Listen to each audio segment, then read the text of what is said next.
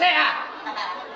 Biasane iki nek lakon iki kowe iki metumu ambles bumi terus ana keluke kowe terus mecungul kanggone lemah. Lah iki kok malah kaya banci kok ngono lho. Kok mbok kon ambles lemak piye?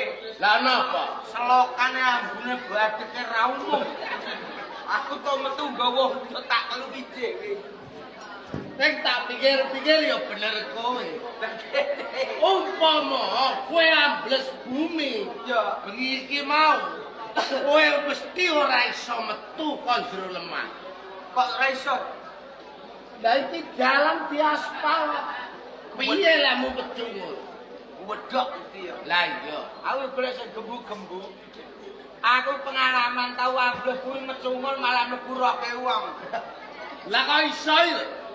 Wong ngengek nak pecungul kok jek peteng aku ngono. Lah terus Walah, jebule malah katoke Hello Kitty. Ora apa-apa sing penting trae udan iki mang ngenteni kowe karo aku metu. Angger kowe karo aku metu, ora ngarah udan, delok udane trodo lunga. nek ngono udan iki wedi karo kowe. Wedi karo sirup marjan karo kecap cabango.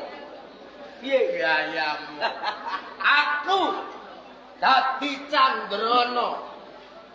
Aku dadi tukang tambal ban. Aku jeneng sapa? Selamat. Selamat. Kok selamat? Tosidana.